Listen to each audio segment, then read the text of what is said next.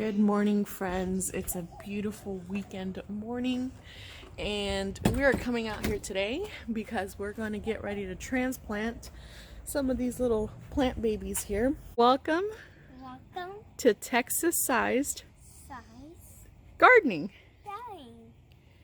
So we're going to start drilling holes into the buckets and then start setting them up.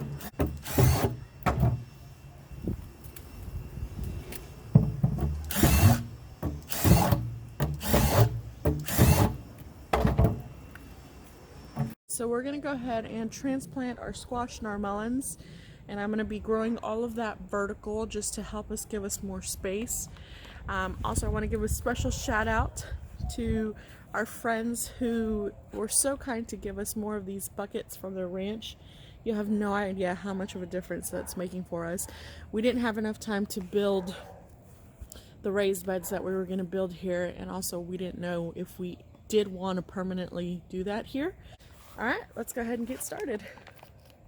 Okay, so as I'm prepping these beds, I'm going to go ahead and talk to you guys about watermelons, melons. Watermelons and melons are heavy feeders. I've said this a couple of times in previous videos. When they're first starting off, they need nitrogen to help them. And then when they're established, when they're starting to bloom, you want to give them phosphorus and you want to give them potassium. And how I do that is, for the potassium, I will just put a banana peel, an old rotten banana peel in here. And then for the phosphorus, I'll give them bone meal. If you have dogs and your dogs are curious about your dirt, set overnight, and I'll let the dogs come in here, smell around, and sometimes they hop in here. You can see little footprints, and they'll just kind of trample around it, just sniff it.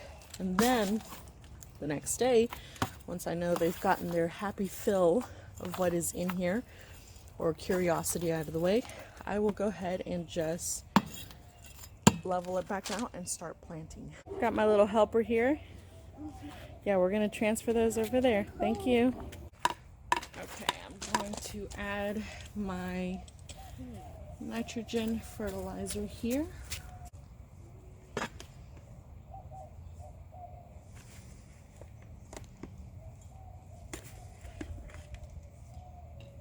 I have Hale's Best Melon, Madhu Ross, and Kajari. And then over here, I have Sugar Baby, another Hale's Best, and Minnesota Midget Melon. These seedlings already have their first set of true leaves, so now is a good point to transfer them.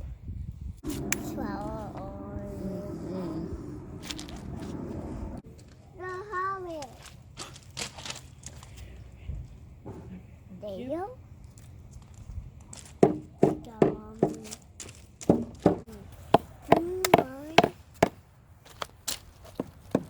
Let me have it. There you go. Okay, thank you. The last thing we do is cover it with hay. This just helps for those hot summer days to retain moisture.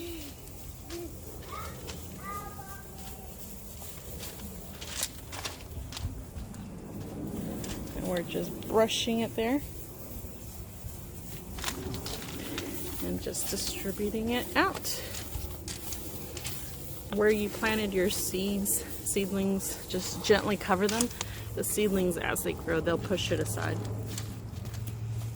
Okay, Daddy, Before you know it, they'll be established, just like these cucumbers are that we transplanted. They were little bitty things like the ones for the melons and watermelons, and as they've been growing, they've been pushing the hay aside, and they're really liking it. Now, since you have some extra space like here on some of these where there's nothing planted here, you could actually take advantage of that, and you could grow lettuce, herbs, which is what I'm going to do. I'll take advantage of that and grow some additional stuff there.